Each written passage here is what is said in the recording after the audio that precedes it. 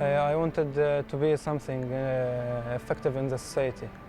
I want to help people and to be a grown person and not just physically but mentally also. Politically speaking, you have the wall, which is sometimes called the separation wall by the Israelis, and the Palestinians will call it the apartheid wall. That has prevented hundreds of thousands of people who are working in principal Israeli cities like Jerusalem, Haifa, Tel Aviv, now are not able to secure their jobs because they're not permitted to cross over on the other side of the wall. My full name is Khadar George Douani. I'm Grace Isaac Gillane. My name is Victor Maher Ammar. My name is Rawan Khouri. I'm from here, from Jerusalem. The principal answer or solution to the situation here of securing economic stability is that our Christians should have a college education. This is the first mission of being Franciscans here in the Holy Land, to help first of all our Christians. So in the school, mainly we are Christians, like 70% of our students are Christians. I would say that the vast majority are not economically well off. There are some who are, but the vast majority would be struggling.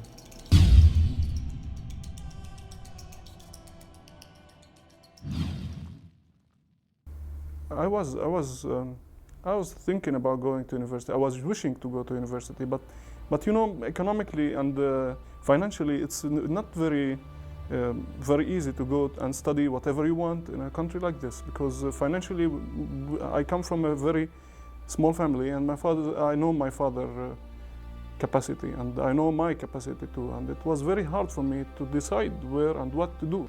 No, the finances was. I mean, if I didn't get the scholarship, I wouldn't be at the college now, because my father is an employee, my mother is a kindergarten teacher, so it's not enough money to pay for the college. We have raised their dignity. They were, before going to school, they were struggling both economically, they were struggling both politically, and these young people are now very proud and thankful for the many American Christians, Catholics, who gave them an opportunity to secure an education. And they're staying with each other. We have a monthly meeting of all the graduates who are in professional positions. They get together. So there's a camaraderie, there's a unity among them, and a thankfulness that somebody in the United States decided that they were going to help them to maintain their presence here in the Holy Land, and they're very, very thankful, very thankful. Really, I thank you from down of my heart, because you made a different way of thinking. You made a lot. I'm really thankful that there are these people who are actually willing to help students who want to have a good future.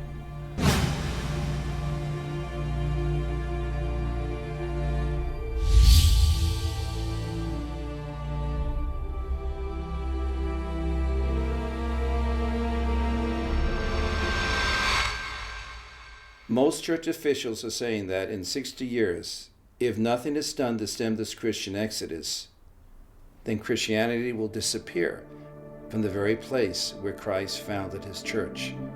And all we're going to have are empty religious monuments and museums and no living worshiping community. And that is why the Franciscan Foundation is the first Catholic organization to take up that challenge, to let the people in the United States know what is happening and to ask for their support. We're here to give them hope, to give them a new, they're the guardians of Christianity. They've been here for 2,000 years, and they're disappearing.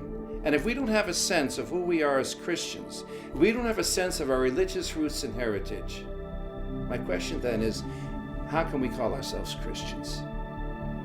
Our church is dying. It needs to be rebuilt.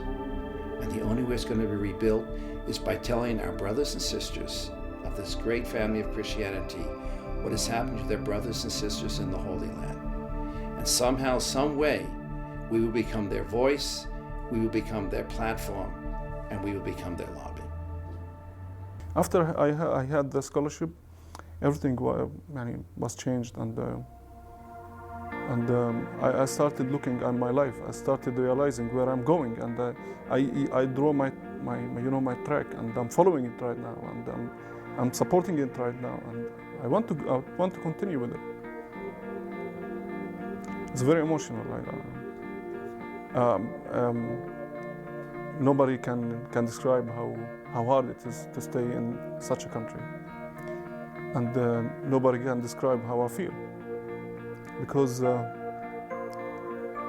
if you just gave me a paper and a pen, I would write you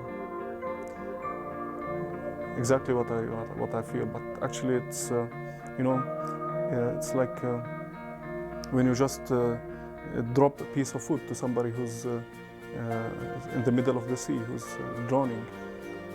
You give him hope.